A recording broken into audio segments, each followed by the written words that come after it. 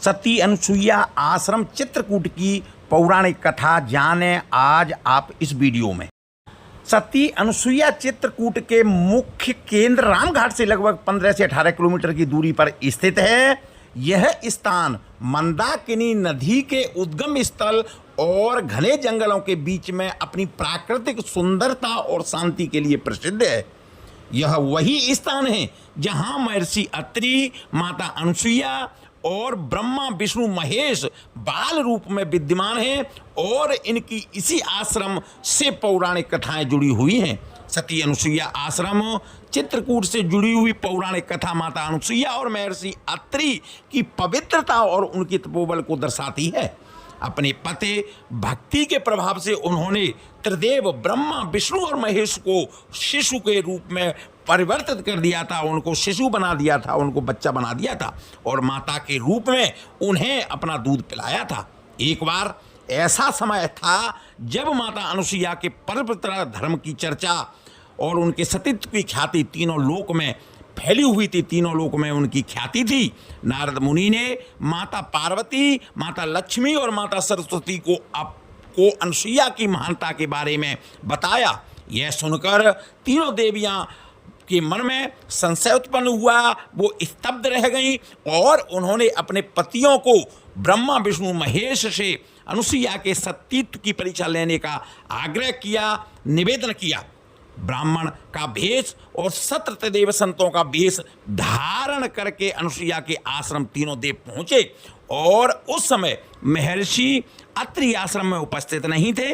सती अनुसुईया ने उनका खूब आदर सत्कार किया और अतिथि मानकर भोजन ग्रहण करने के लिए उनसे आग्रह किया। तब त्रिदेवों ने एक अजीब और गरीब शर्त रखी कि वे तभी भोजन करेंगे जब अनुसुईया निवृत्त होकर के उन्हें भोजन परोसेंगी। माता अनुसुईया बहुत असमंजस में पड़ गई, क्या करें क्या न करें। तब उन्होंने अपने तपोबल और पतिव्रता की शक्ति का स्मरण किया और जान लिया कि ये साधारण व्यक्ति नहीं है, साधारण अतिथि नहीं है, बल्कि ये त्रिदेव ब्रह्मा विष्णु महेश हैं। उन्होंने अपने पति का स्मरण किया और स्मरण करते हुए उनके ऊपर जल को छिड़का और कहा, यदि मैंने मन वचन क्रम से अपने पति की अतिरिक्त किसी अन्य पुरुष को नहीं देखा या पूजा की है तो ये तीनों अतिथि नवजात शिशु छोटे बालक के रूप में परिवर्तित हो जाएं, बालक बन जाएं। माता के सतीत्व के प्रभाव से तीनों त्रिदेव तुरंत 6-6 महीने के नन्हे छोटे से शिशुओं में परिवर्तित हो गए। इसके बाद माता अनुसुईया ने एक ममतामयी माँ की तरह उन्हें अपनी गोद में बैठा लिया और गोद में बैठा करके उनको स्तनपान कराया, उनको दूध पिलाया। जब बहुत समय बीत जाने के बाद त्रिदेव वापस नहीं लौटे, तब तीनों देवियों को चिंता होने लगी। वो चिंतित होकर के अनुसुईया के आश्रम में पहुंची। वहां उन्होंने अपने पति के बारे में पूछा। जब उनके पति दिखाई नहीं दिए तो माता अनुसुईया से वो पूछने लगी।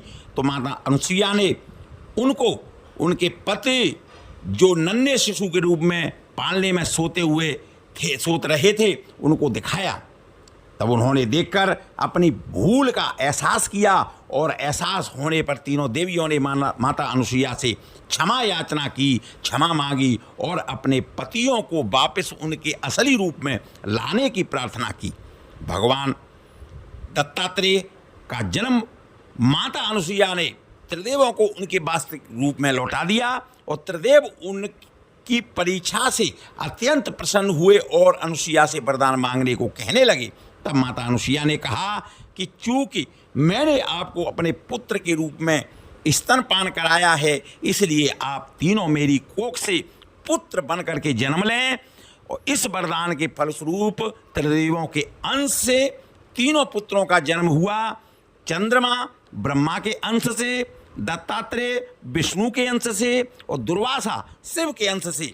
भगवान राम और सीता के प्रसंग पौराणिक कथाओं से आगे बताया गया है कि जब भगवान श्री राम, लक्ष्मण और सीता अपने वनवास के दौरान चित्रकूट में महर्षि अत्रि और सती अनुसुईया के आश्रम में गए थे, तब माता अनुसुईया ने माता सीता को भी पतिव्रता धर्म की शिक्षा दी थी।